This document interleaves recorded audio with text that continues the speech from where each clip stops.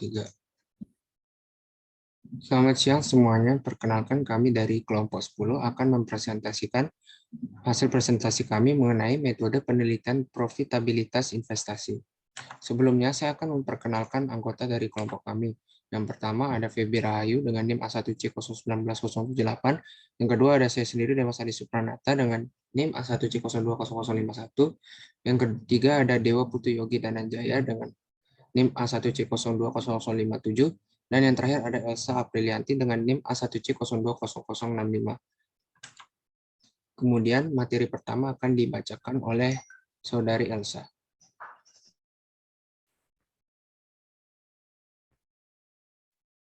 A. Metode penelitian profitabilitas investasi. Dapat dilakukan evaluasi terhadap layaknya tidaknya suatu usulan investasi. Dalam keputusan investasi hanya ada dua alternatif, menolak atau menerima. Ada beberapa metode dapat digunakan untuk mengevaluasi keputusan investasi, yaitu yang pertama, payback method, yang kedua, net present value, yang ketiga, internal rate of return, yang keempat, profitability index. Yang pertama ada metode payback periode. Metode ini mengukur seberapa cepat suhu investasi bisa kembali. Karena itu, satuan hasilnya adalah waktu, atau tahun atau bulan. Kelompok periode payback, suatu usulan investasi lebih pendek dari yang disyaratkan. Maka usulan investasi atau proyek dinyatakan diterima.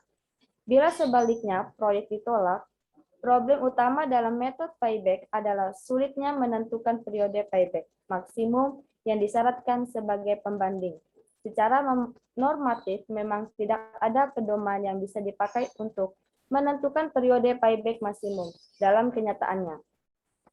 Yang umum digunakan adalah periode payback dari investasi yang sejenis.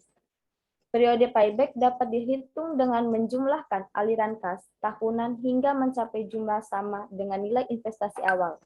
Jadi, dalam jangka waktu kapan investasi bisa kembali. Yang kedua, ada metode net present value. Metode ini menghitung selisih present value atau nilai sekarang investasi dengan present value kas masuk bersih atau proses untuk menghitung present value tersebut. Perlu ditentukan lebih dahulu tingkat bunga yang relevan. Net present value yang positif menunjukkan bahwa PV atau proses lebih besar dari PV investasi initial, cash flow. Karena itu NPV yang positif berarti investasi yang diharapkan akan meningkatkan kekayaan permodal atau pemilik. Karenanya investasi dinilai menguntungkan. Dengan demikian, decision rule-nya adalah terima suatu usulan investasi yang diharapkan memberikan NPV positif dan tolak kalau memberikan NPV negatif. Kemudian ada perhitungan NPV menggunakan rumus sebagai berikut. Yang dimana A sama dengan kas masuk bersih atau proses, R kecil sama dengan suku bunga, T kecil sama dengan waktu atau tahun, N kecil sama dengan umur investasi, IN sama dengan investasi awal. Yang ketiga ada metode profitability index.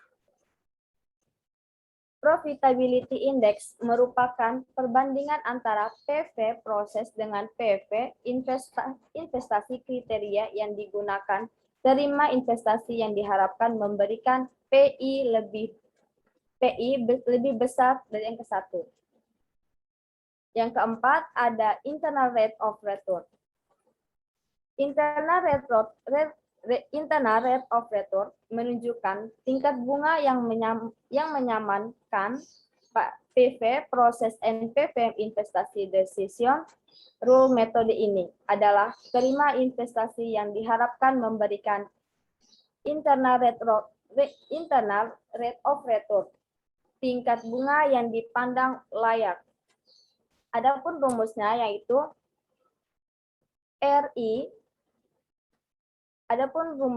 R1 sama dengan suku bunga yang menghasilkan PV positif R kecil 2 sama dengan suku bunga yang menghasilkan PV negatif, PV1 sama dengan PV pada suku bunga R1.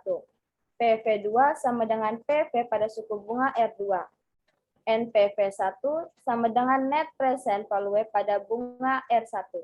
Contohnya, suatu perusahaan transportasi akan membuka divisi baru, yaitu divisi taksi. Divisi akan dimulai dengan 50 buah taksi, dan karena akan dipergunakan untuk usaha taksi. Mobil-mobil tersebut dapat dibeli dengan harga 30 juta per unit, ditaksir usia ekonomi selama 4 tahun, dengan nilai sisa sebesar 4 juta per unit. Untuk mempermudah analisis dipergunakan metode penyusutan garis lurus. Taksi tersebut akan dioperasikan selama 300 hari dalam setahun. Setiap hari pengemudi dikenakan setoran 50.000. Berbagai biaya tunai seperti penggantian ban, kopling, rem, penggantian oli, biaya perpanjangan STNK, dan sebagainya ditaksir sebesar 3 juta per unit. Taksi perusahaan dikenakan pajak 35%, tingkat keuntungan yang disyaratkan 16%. Berdasarkan informasi tersebut, apakah pembukaan divisi taksi ini layak? Jawabannya, taksiran rugi laba per tahun. Ada penghasilan 300 dikali 50 dikali 50.000. Biaya-biaya, dan ada juga tunai 50 dikali 3 juta. Penyusutan 50 dikali 6,5 juta. Untuk totalnya yaitu 4 juta. Untuk totalnya itu 475 juta. Ada laba operasi yaitu 275 juta, pajaknya yang 35% yaitu 92,25 juta. Dan laba setelah pajak yaitu ada 178,75 juta. Berikut operasional cash flow per tahun. 178,75 juta ditambah 325 juta sama dengan 503,75 juta. Pada tahun keempat, aliran kas masuk karena nilai sisa sebesar 50 kali 4 juta sama dengan 200 juta. Dengan demikian, aliran kas dari investasi tersebut diperkirakan sebagai berikut. Untuk tahun pertama, kas keluar itu ada 1.500 juta. Kas masuk 503,75 juta. Tahun kedua 1.500 juta, kas keluarnya 503,75 juta. Tahun ketiganya ada 1.500 juta, kas keluarnya 503,75 juta. Untuk tahun keempatnya ada kas keluar 1.500 juta, kas masuknya ada 1.503,75 juta. Kemudian ada payback periode. Ada investasi awal, yaitu 1.500 juta. Ada proses tahun pertama, yaitu 503,75 juta. Sisa investasi tahun kedua, yaitu 996,25 juta. Proses tahun kedua, yaitu hasil dari investasi awal proses tahun pertama dan sisa investasi tahun kedua, yaitu hasilnya 503,75 juta. Sisa investasi tahun ketiga yaitu 492,50 juta. Karena pada tahun ketiga kas masuk bersih 503,75 juta, maka sisa sebesar 492,50 diharapkan akan kembali dalam waktu 492,50 per 503,750 dikali 12 bulan sama dengan 11,73 bulan. Dengan demikian periode payback investasi ini adalah 2 tahun, yaitu 11,73 bulan. Kemudian ada net present value. Jadi NPV positif sebesar 19,89, maka investasi ini menguntungkan atau dapat dilaksanakan. Kemudian ada juga profitability index. Karena PI lebih besar dari satu, investasi dapat diterima. Kemudian ada internal rate of return. Pada tingkat bunga 16%, PV penerimaan positif sebesar 1.519,89. PV penerimaan pada tingkat bunga 17% yaitu 16 ditambah 0,51 sama dengan 16,51. Karena IRR lebih besar dari tingkat keuntungan yang disyaratkan, itu 16%, maka investasi diterima.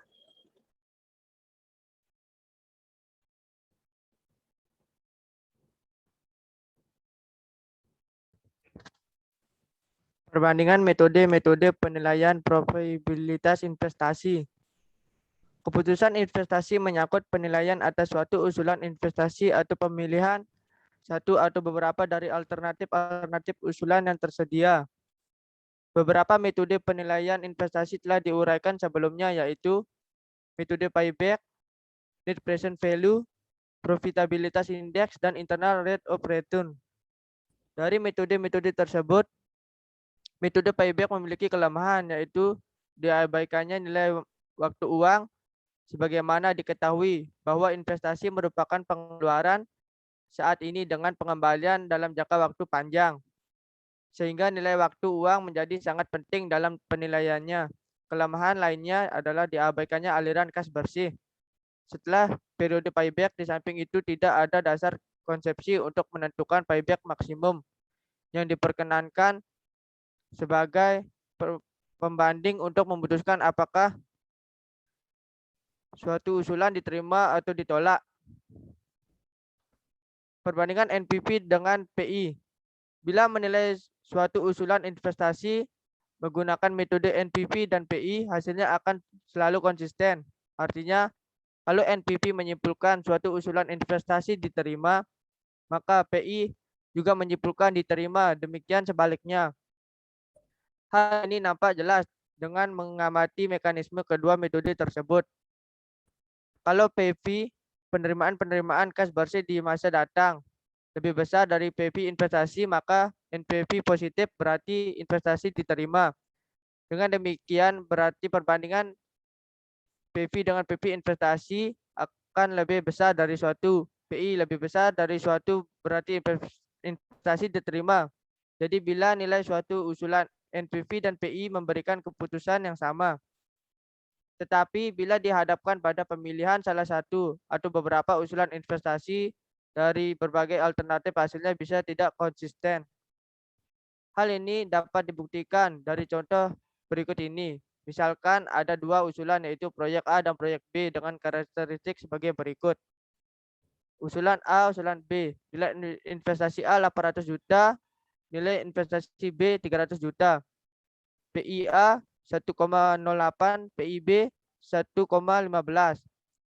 NPVA yaitu Rp 64 juta, NPVB yaitu 45 juta. Bila dihadapkan pada pemilihan ini, berarti Anda memiliki dana Rp 800 juta. Sebab kalau tidak ada, maka tidak bisa memilih usulan A. Kalau demikian, usulan mana yang akan dipilih? Kalau menggunakan metode PI, maka usulan B yang akan dipilih karena PI-nya lebih besar daripada usulan A. Tetapi kalau menggunakan metode NPV, maka akan menguntungkan memilih usulan A karena NPV-nya lebih besar dari usulan B. Dengan demikian, penggunaan metode NPV memberikan hasil keputusan yang lebih baik daripada metode PI. Hal ini disebabkan karena dengan menggunakan metode NPV, yang dilihat adalah nilai absolut, bukan perbandingan, seperti dalam metode PI. Karena itu, bila dibandingkan kedua metode tersebut, maka metode NPV lebih baik. Perbandingan NPV dengan IRR. Kalau metode NPV dan IRR digunakan untuk menilai suatu usulan investasi yang sama, maka hasilnya umumnya akan sama. Dalam arti bila NPV menyatakan usulan diterima, maka IRR juga menyatakan diterima. Demikian pula sebaliknya, terkecuali bila suatu usulan memiliki pola aliran kas yang tidak normal, kedua metode tersebut bisa menghasilkan keputusan yang tidak sama. Contoh berikut akan memperjelas persoalan ini. Pola aliran kas semacam ini dikatakan tidak normal karena operasional kas flow ternyata tidak selalu positif setiap tahunnya. Bila dihitung, IRR dari usulan tersebut akan menjadi seperti berikut. Bila kedua sisi bersamaan tersebut dikalikan dengan 1 plus R kuadrat, maka hasilnya menjadi 1,6. 1 plus R kuadrat sama dengan 10. 1 tambah R kurang 10. 1,6 R kuadrat kurang 6,8 tambah 1,6 sama dengan 0. Dengan menggunakan rumus ABC, maka nilai-nilai R atau IRR diperboleh. Dengan adanya 2 IRR timbul masalah tingkat mana yang seharusnya digunakan.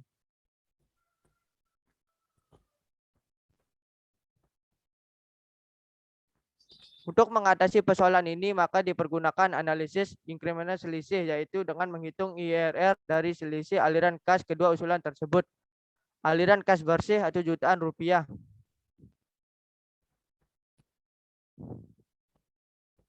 Usulan A, B, 0 A yaitu min 1100, 0 B yaitu min 1100. Usulan 1A yaitu 1300, usulan 1B yaitu 300. Usulan 2A 100, usulan 2B 300. Usulan 3A 100, usulan 3B 1300. IRRA yaitu 42%, IRRB yaitu 30%. B minus A sama dengan 0, B minus A1 yaitu min 1000, B minus A2 yaitu plus 200, B minus A3 sama dengan plus 1200. IRR inkremental sama dengan 20,16%. Dengan melihat perhitungan selisih tersebut, maka bila memilih B akan diperoleh kas masuk lebih kecil RP 1000 juta tahun ke-1, tetapi menerima lebih besar RP 200 juta pada tahun kedua dan RP 1200 juta pada tahun ketiga. Tingkat bunga yang menyamakan aliran kas inkremental adalah 20,16%. Berarti IRR inkremental adalah 20,16%, yang mana lebih besar dari tingkat keuntungan yang disyaratkan, yaitu 18%. Dengan demikian, maka lebih menguntungkan memilih usulan B karena IRR inkremental lebih besar dari tingkat keuntungan yang disyaratkan. Dari perbandingan metode-metode penilaian investasi tersebut, maka dapat disimpulkan bahwa metode NPV selalu dapat memberikan keputusan yang lebih tepat, sehingga dalam pengambilan keputusan investasi sebaiknya menggunakan metode NPV.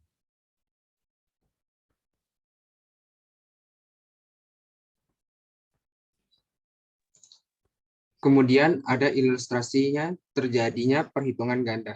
Sebelumnya telah dijelaskan bahwa cara menaksir aliran kas bersih atau proses ada dua cara, yaitu yang pertama itu ada bila investasi seluruhnya didanai dengan modal sendiri, kas masuk bersih atau proses sama dengan laba setelah pajak ditambah penyusutan. Yang kedua, bila investasi sebagian didanai dengan hutang, kas masuk bersih proses sama dengan laba setelah pajak ditambah penyusutan ditambah bunga yang satu dikurangi tingkat pajak. Perhitungan ganda dapat terjadi kalau suatu investasi didanai dengan modal pinjaman sementara. Cara menaksir aliran kas bersih hanya dihitung dengan formula sebagai berikut: laba setelah pajak ditambah penyusutan. Hal tersebut dapat dijelaskan dengan ilustrasi berikut dengan contohnya. Misalkan suatu usulan investasi atau proyek bernilai 10 juta rupiah dan didanai seluruhnya dengan modal pinjaman atau yang bisa disebut dengan hutang. Bunga yang harus ditanggung 20% dan perusahaan tidak dibebani pajak. Karena proyek berusia 1 tahun, maka penyusutannya adalah 10 juta rupiah. Taksiran laba atau rugi proyek itu sebagai berikut. Bisa dilihat dari tabelnya ya. Bila menggunakan metode NPV untuk menilai profitabilitas proyek, maka harus ditentukan terlebih dahulu tingkat bunga yang relevan dan kas bersih proyeknya. Karena proyek ini dibelanjai dengan hutang, maka tingkat bunga yang relevan adalah biaya modal pinjaman. Karena tingkat bunga hutang 20%, perusahaan tidak kena pajak, maka biaya modal setelah pajak adalah 20%, di dalam kurung 1 kurang 0 sama dengan 20%. Kalau proses dihitung dengan cara laba setelah pajak ditambah dengan penyusutan. Persoalannya, apakah benar kita harus menolak usulan investasi ini? Dari data yang ada sangat jelas bahwa 1 tahun yang akan datang, Kekayaan real akan bertambah 1 juta rupiah, yaitu laba setelah pajak. Di lain pihak, dapat diamati bahwa dalam 1 tahun itu perusahaan akan dapat melunasi pinjaman yang diambil dari penyusutan dan juga dapat membayar bunga 2 juta rupiah, bahkan masih ada lebih 1 juta rupiah, yaitu laba bersih setelah pajak. Penyebab dari persoalan ini tidak lain karena setelah terjadi perhitungan ganda dalam menilai proyek, yaitu mengurangkan bunga dalam menaksir aliran kas, dan menggunakan tingkat bunga tersebut untuk menghitung present value aliran kas. Kemudian, ada analisis penilaian investasi sebagai proses pengambilan keputusan dalam peluang usaha. Penilaian investasi dilakukan guna untuk menilai apakah suatu investasi layak atau tidak untuk dilaksanakan. Penilaian investasi dalam penelitian ini menggunakan metode payback period, net present value atau bisa disebut NPV, dan internal rate of return atau bisa disebut IRR. Payback period lebih kecil dari umur ekonomis kandang. Net present value menghasilkan nilai yang positif dan internal rate of return lebih besar dari tingkat bunga yang disyaratkan, menunjukkan bahwa investasi ini layak untuk dilaksanakan. Penelitian ini dilakukan pada Yudi Pratama dengan menggunakan data primer dan data sekunder. Data primer yaitu laporan hasil penjualan, laporan biaya operasional pada tahun 2009 sampai 2011 yang diperoleh secara langsung dari Yudi Pratama. Data sekunder yaitu buku referensi, hasil penelitian sebelumnya, dan data-data yang didapat dari media internet. Metode analisis data yang digunakan dalam penelitian ini untuk tahun 2012 sampai 2015 adalah metode tren linear yang mengestimasi biaya-biaya operasional dan penjualan ayam untuk menggunakan harga jual, menggunakan geometric mean, dan menghitung cash flow yang merupakan hasil IT ditambah depresiasi. Hasil analisis data tersebut dilanjutkan dengan menghitungkan penilaian investasi dengan menggunakan metode payback period, net present value atau NPV, dan internal rate of return atau IRR. Hasil perhitungan dengan menggunakan metode payback period, net present value, dan internal rate of return menggunakan bahwa investasi perluasan usaha kandang ayam pedagang layak untuk dilaksanakan. Sekian presentasi dari kelompok 10. Selamat siang.